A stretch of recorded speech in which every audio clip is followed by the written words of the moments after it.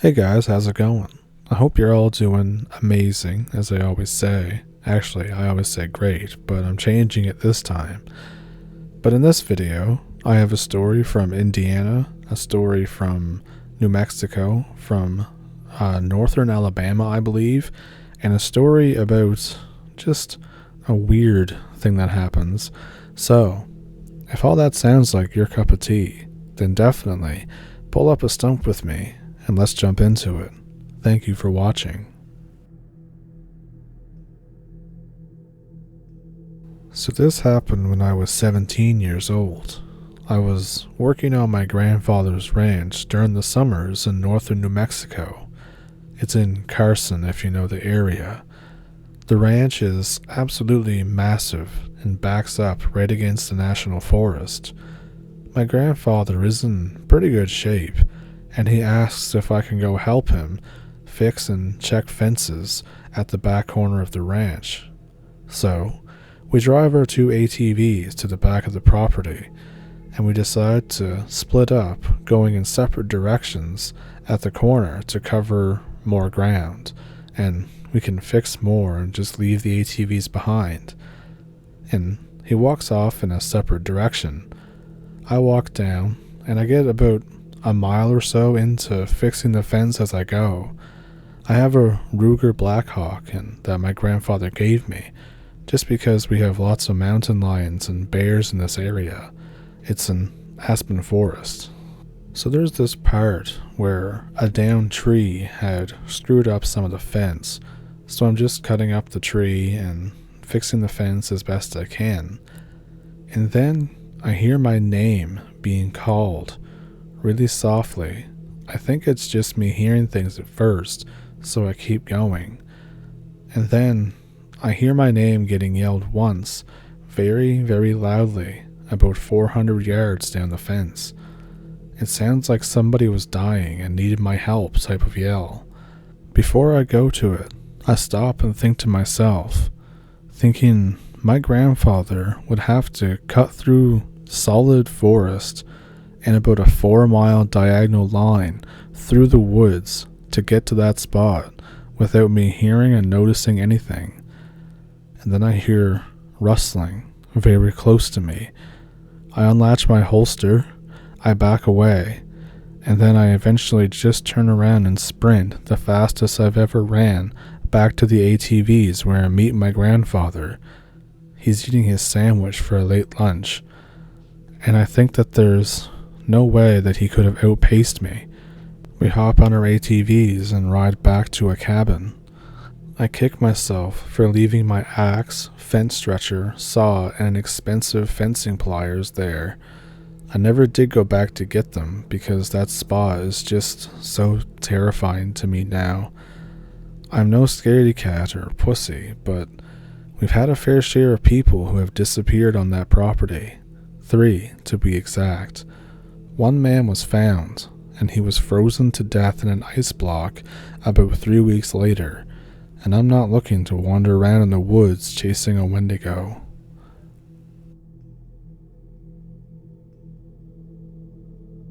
So this story isn't so much supernatural, but it's still scary as hell, and it's just about how crazy people can be.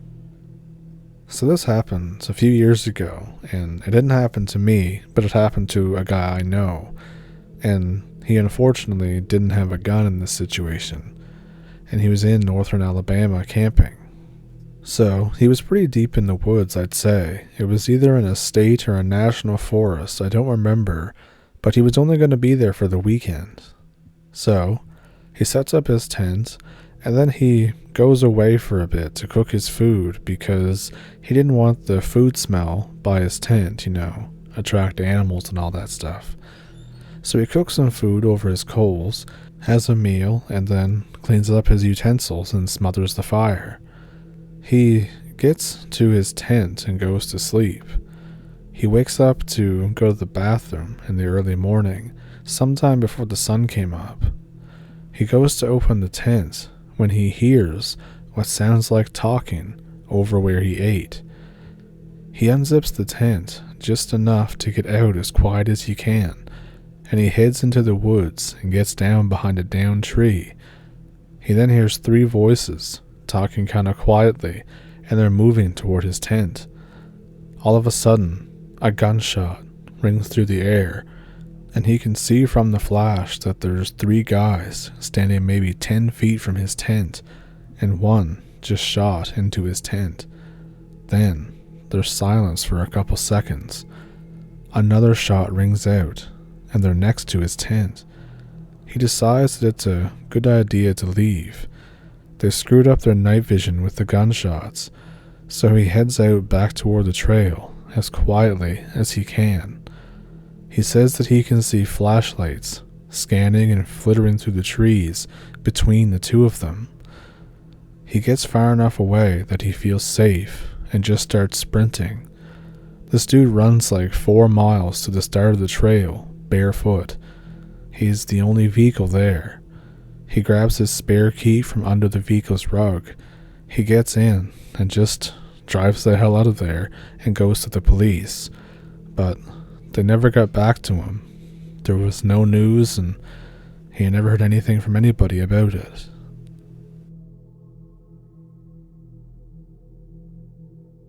So this happened back in 2011. I was 16 years old, and I just got a Camaro. Well, it was new to me, and it was in great condition. So I started taking it up and down the dirt roads like I've been doing all my life, with bikes and everything else. So one day, I dragged my buddy along with me. We're headed down some old back roads. We're drifting like madmen down this big-ass dirt road with no houses within miles. So, real quick, this is a red dirt road with no houses for miles around. It's 3 a.m. roughly, and it's dark, but there was a high moon, and it's heavily wooded on both sides. So we're drifting around the 90-degree turn in the road, and suddenly, there's a girl standing right in the middle of the road. I let off and counter steer just enough to end up barely slipping around her, and I end up facing the opposite way that I was going, and I end up facing her. She's staring at us, wide-eyed, like she had just seen death. So this girl is gorgeous, looks to be about 19 years old, well built, maybe 5'6" or so, and she's white as a ghost, but we all are after almost vehicular manslaughter. I get out of the car, which is still idling, and slowly close the gap between us from 30 to maybe 5 feet. And as I do, I notice the smell, but it's not like a bad smell. It's the best thing I've ever smelled in my life. It was like a mix between some kind of pine and citrus fruit. It was incredibly soft, but super noticeable. So I get close, and I'm trying to talk to her. I end up stuttering out if she's okay, and how sorry I was. And she says it's okay, and her name was Vivian, and she was just out walking when she heard my car coming. I wasn't coherent enough to even be fazed by the oddness of being out at 3 a.m. in bare feet in light clothes. She was wearing a tank top and shorts, and it was 65 degrees outside, Fahrenheit. After a few more sentences, I say that I'm going to head on if she's okay. Then, she drops the first clue of being out of place. She wants a ride home. And I think at the time, okay, I see no issue with that, so I shuffle her into the back seat. My friend hops out and pulls me aside, and he just says, "What the hell do you think you're doing? Like, what are you thinking? This whole situation is really weird." And I said, "I know, but chill. I almost killed her, and maybe we'll get something out of this." I was thinking of making out with this girl, which, looking back, I know that I was just a horny teenager, so, but you live and learn. After we squabble a bit, I notice that she's popping off my T-tops loose. It's kind of like a half convertible. Part of the roof comes off. She slips them in the back, and as we walk over, I question her about it. And she says, Oh, well, my dad had an old style Camaro back years ago. I used to love it. And I think, oh, okay, whatever. So we get back into the car, and she starts directing us down darker and darker roads. Finally, 30 minutes of her giggling in the passenger seat and generally screaming around, I get to a dead end. It's kind of like a cul-de-sac, but on a dirt road. She hops out, and I get out to give her a hug. She says bye, and we chat for a minute or two. I ask her about her dad's Camaro, yada yada, as we part ways. As she leaves, I notice her mailbox is really dilapidated. As a matter of fact, all the mailboxes on this section are. The next morning, we're eating breakfast, and I recount the experience to my grandfather. As I mention the Camaro, he drops his spoonful of cereal and asks what kind. I tell him that it's one that's older than mine, and he tells me exactly what it was, down to the wheels that she had mentioned. My friend and I freak out. How does he know? Then he tells us that he had a buddy ages ago who drove it. The guy was trying to weld on it, and he ended up setting fire to the garage and burned down the house, killing himself, his wife, and his daughter. She was 20, on leave from college, and her name, Vivian. I know I'm not a great author, but this was a real thing that happened to me and my friend. My grandfather even drove us back to where I dropped her off, and then he picked up the mailbox exactly. We all saw the scorched remains of the house. Needless to say, I don't pick up hitchhikers anymore, and I don't give rides.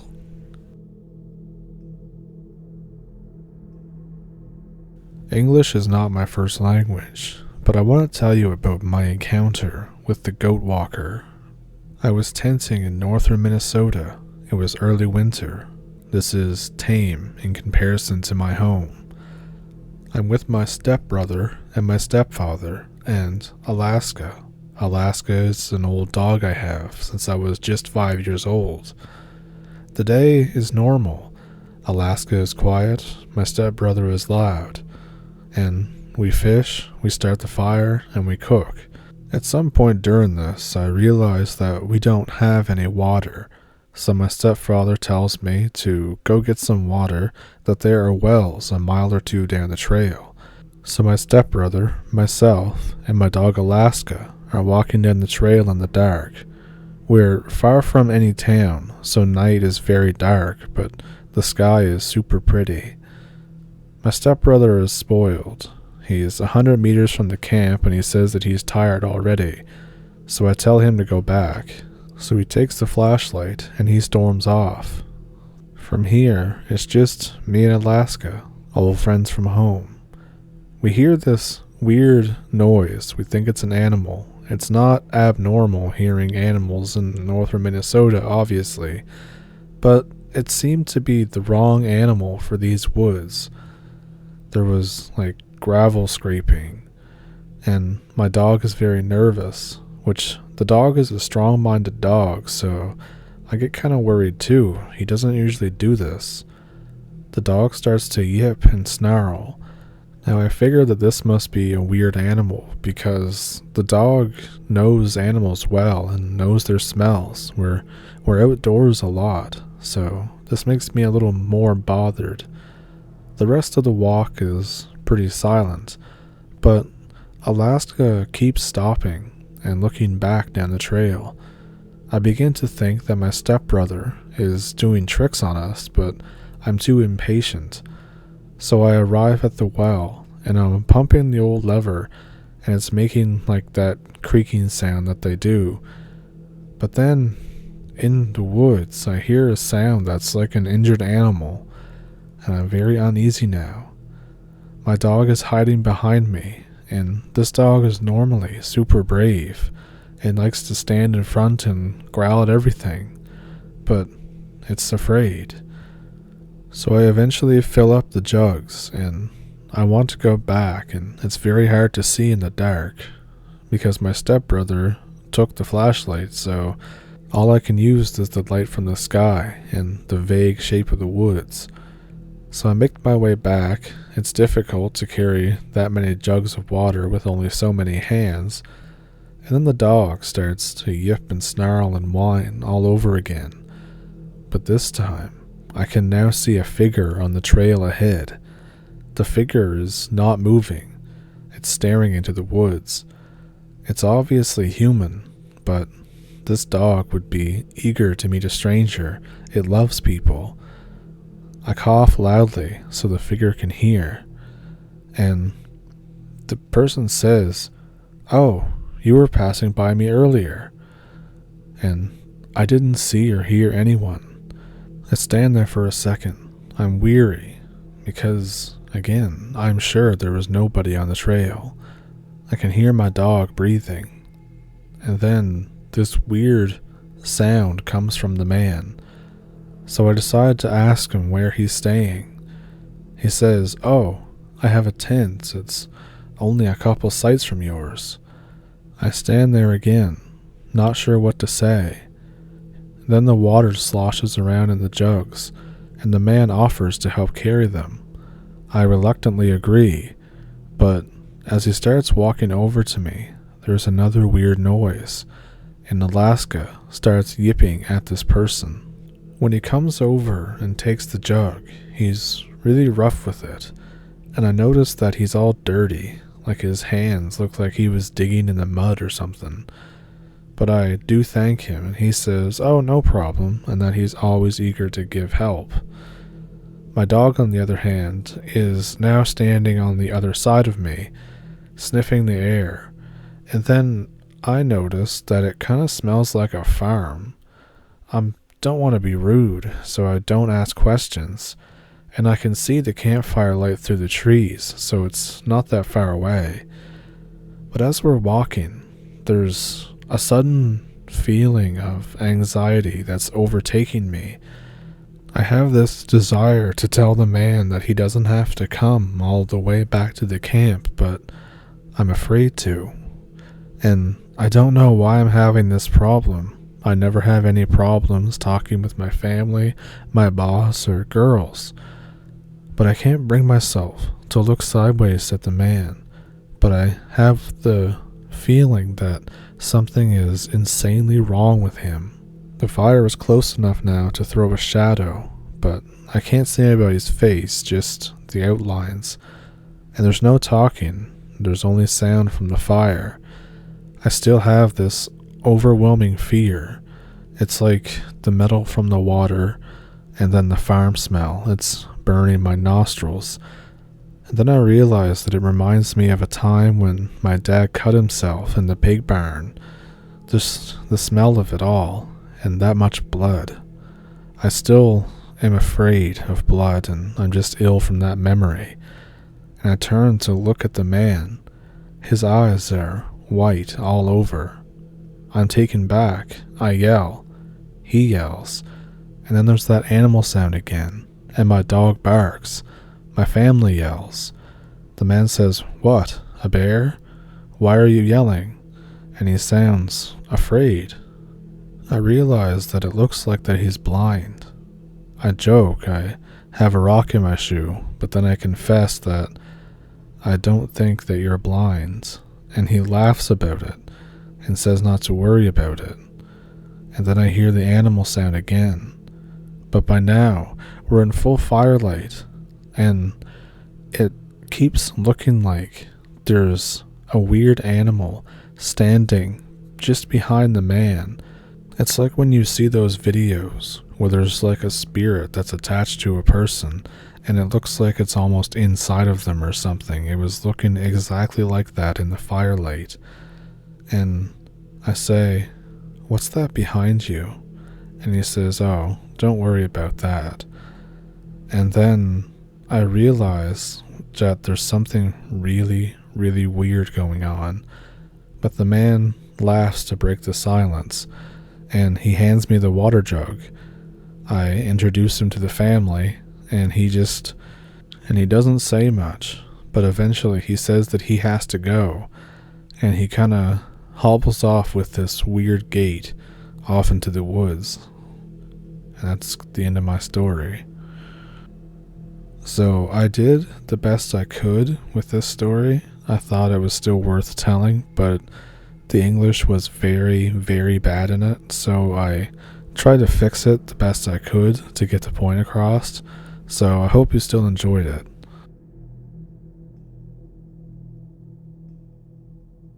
So in 2010, I was 17 and I was living at home on my family's farm. I was sleeping in a calf hut on the pasture that night because it was super nice out and I figured I'd get out for a bit. I had an old 303 Enfield because I was absolutely terrified of coyotes. I got bit by one when I was a kid and I have been terrified ever since. So it's about 1 a.m. and I'm hearing noises on the wind and I'm thinking, oh god, it's the coyotes. The noises do eventually stop, but I'm fully awake by that point. So after some silence, I kind of drift off to sleep again. But I wake up to a gunshot and the most terrible screaming. It was like a stuck hog and a woman being murdered all mixed together. Something has killed a yearling ram not more than 30 yards from my calf shed. My dad shot it, but it ran off. Sometimes Dad would shoot things with birdshot. And I just freeze and right there, and I think, screw this, I'm sleeping in the house. So after I calm down a bit, I run inside. So the next morning, I go out to check the scene, and the back half of the lamb is gone. There's no trail where it could have been dragged, and there's very little blood on the ground. And the little bit that is there, though, you can see two distinct types of blood. There was the one from the ram, and one that was black. So I bury the lamb, and I'm just in a weird state all day. Like when you're just not really over an event and you're just kind of expecting something else to happen, like living in a haze. So fast forward a few days later, I had kind of largely forgotten about the crazy lamb killer because the rest of the days were normal. So my family was out of town for my grandmother's birthday. I couldn't go because I had practice. And if you're wondering what sport I was playing, I was an amateur wrestler at the time. So it's lightly raining, and I get out of the shower, and I'm standing in the room just kind of doing the thing that most guys do and kind of looking at their muscle tone and stuff and kind of checking themselves out. But then I happen to look out the window, and I see the thing down by the propane tanks. The thing is about the size of a 500-pound calf, has very dark fur all over it, and it was taller in its back than in its front. It had a very small head, kinda too small for its body almost. It was about the size of one of those baby watermelons. There was no tail or anything else that was noticeable or kinda jumped out to me. So I get my gun and I point it at the window. I aim it up and I shoot the thing, and it's the same scream as the other night. The thing bolts off extremely fast. Like, I'm talking like it cleared a quarter mile in like 5 seconds. My adrenaline is pumping. I run out to the propane tank. I'm still naked, mind you. I just kind of got that surge and then took off. There's lots of that black blood on the ground. So I start following the blood trail in my bare feet. I kind of follow the path and then lose track of it, but eventually I end up back at the pasture, and my neighbor shows up on a four-wheeler. She heard the shooting and then the screaming, and then saw me running through the pasture naked with a gun in the rain, so she's thinking, what the hell's going on here? So I kind of settled down and I realized what happened, and I break down and I kind of cry, the hardest I've ever cried. Looking back, it must have scared the hell out of Sarah being my neighbor. I tried to explain what happened, but I was completely incoherent. She calms me down a little bit and takes me back to her place. I get another shower, and I put on some of her husband, Mike. I put on some of his old clothes that don't really fit him anymore.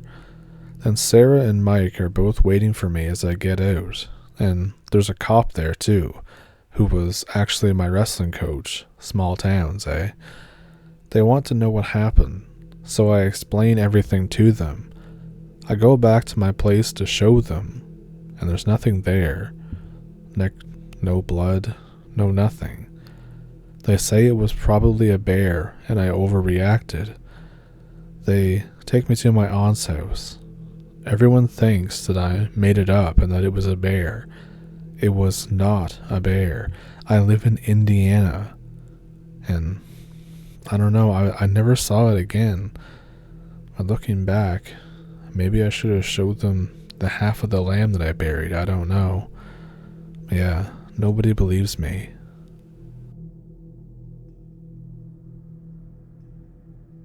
So what'd you think of those stories? Let me know which one was your favorite one down in the comments. Do you have one of your own stories? I have an email in the description below that you can send them to if you want to. In the description, there is also a PayPal link and a Patreon link if that's something that you're interested in to support the channel elsewise. I don't know what the word is I'm looking for, but you get what I mean. Anyways, I hope you enjoyed the video, and I will catch you in the next one. Thank you for pulling up a stump. All over 14,000 of you now, which is amazing. So thank you all for staying with me, and keep pulling up those stumps. I'll see you in the next one.